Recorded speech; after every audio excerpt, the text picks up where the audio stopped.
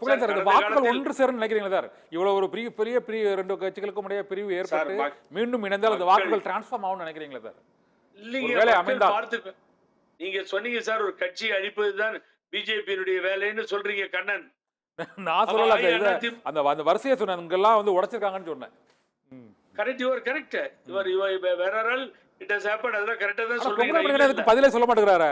உங்களுக்கு என்ன சார்? ஒரு நிமிஷம். இந்த பஞ்சாப், மகாராஷ்டிரா, பீகார் வரலாறு வந்து நீங்க சொல்ல இல்ல பதில் சொல்ல மாட்டீங்க. அடுத்து சொல்லுங்க. கண்ணன் புகழேந்தி சார் பேசுங்க. சொல்லுங்க. இல்ல ஒரு செகண்ட். இப்போ நான் ஓபிஎஸ் என்ன பண்றாரு? இல்ல ஓபிஎஸ் வந்து நான் கூட இருந்தேன். ஓபிஎஸ் கூட இருந்தாரு. எல்லா விதத்திலையும் ஆதரிச்சோம், பக்கபலமா நின்னோம், வலதுகரமா இருந்தோம், எல்லாம் பண்ணோம். அவர் பிஜேபி சப்போர்ட் பண்றது நான் ஒத்துக்கலையே. நான் பிஜேபி அவர் சப்போர்ட் பண்றது ஒத்துக்கலையே. சின்னமன்ற சசிகலா மாநில அரசு பேசுறாங்களே தவிர மத்திய அரசு பேச மாட்டேன்றாங்களே, நான் ஒத்துக்கலையே. இன்னொருத்தர் பிஜேபியோட பிஜேபியோட சேர்ந்தாதான் ஏடிஎம்கே உயிரோடு இருக்கும், இல்லைன்னா செத்து போயிடுன்ற இன்னொரு பெரிய மனுஷன். அதை நான் ஒத்துக்கலையே. அதுதான் நீங்க இங்க தெளிவா கொண்டு வரட்டோன்ற, தெளிவாக சொல்லட்டும். அதை பேலுமணியும் தங்கமணியும் சொன்னா நான் அமைதி ஆயிடுவேன். இங்க பிரச்சனை. தெளிவான பதில் சொல்லுங்க. மறைமுகமான கள்ள தொடர்பு வேண்டாம் என்பதுதான் எனது பதிவு. Okay sir. பொங்கல் பண்ணுங்க, நீங்க சொல்லுங்க, நிறைவா உங்க கருத்தை சொல்லுங்க சார். இந்த கூட்டணி வைத்த கட்சிகள் எல்லாமே வந்து பாதிக்கப்பட்டிருக்கு, அதனால இங்கேயும் பாதிப்பதற்கான வாய்ப்பு இருக்குங்கிறதா விமர்சனம், எல்லாரோட விமர்சனம். நீங்க என்ன சொல்லுங்க சார்? நீங்க பாரதிய ஜனதா கட்சி அதோட வளர்ச்சியே வந்தீங்கன்னா பல மாநிலங்களில் ஒன்று தங்களுடைய நேரடியான ஆட்சி அல்லது தங்கள் ஆதரவற்றுடைய ஆட்சி, அதை கூட்டு வைத்து அவர் அளித்த ஆட்சி இதுதான் கையாண்டு இருக்கிறது என்பதை யாரும் மறுக்கல. இது எல்லோருக்கும் தெரியுங்க. தெரிந்தவர்கள் அதிமுக வெளி போட்டுருக்குதுங்க. புகழேன்னு சொன்னாங்க. இப்போ ஐயா ஓபிஎஸ் அவரும் சரி, அம்மையார் சசிகலா அம்மையாரும் சரி, தினகரும் சரி, முழுக்க பிஜேபி கட்டுப்பாட்டு இருக்காங்க. பிஜேபியோடு சேராவிட்டால் அதிமுக அழிந்துடும் சொல்லி அதிமுக சொல்றாங்க. இதையெல்லாம் வந்து தொண்டர்கள் விரும்பாங்கிறீங்க. இந்த செயல் தான், இந்த சொல் தான் அதிமுக அச்சத்தை ஏற்படுத்துது.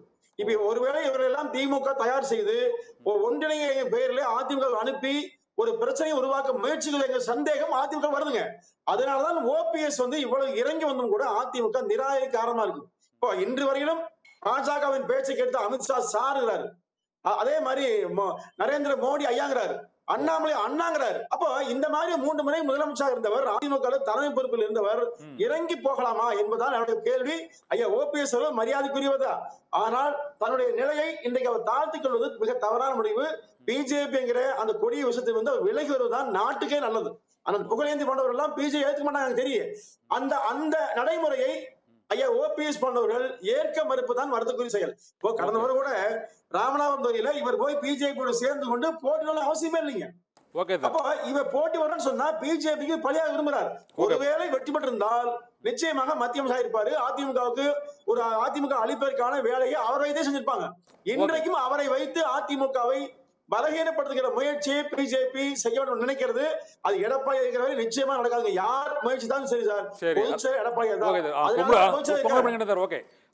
நீங்க உறுதியா சொல்ற மாதிரி அதை சொல்லலாம் புகழேந்தி சார் சொல்றாரு. அதனால வந்து புகழேந்தி சாரோட கருத்து உங்களோட கருத்து வந்து இந்த சில நேரங்களில் சில மாதிரி தான் தெரியாம அம்மா கூட கூட்டணி இல்லைன்னு அடுத்த முறை வச்சாங்க. பிஜேபி கூட வச்சு தவறும் செய்ய போட்டு மீண்டும் வச்சாங்க. எடுக்க மாட்டாங்க. நான் என்ன சொல்றேன், அவர்களை எல்லாம் நான் குறை சொல்லும் போது நீங்க இல்லன்றது தெளிவுபடுத்துங்க. பழனிசாமி தெளிவுபடுத்தணும்.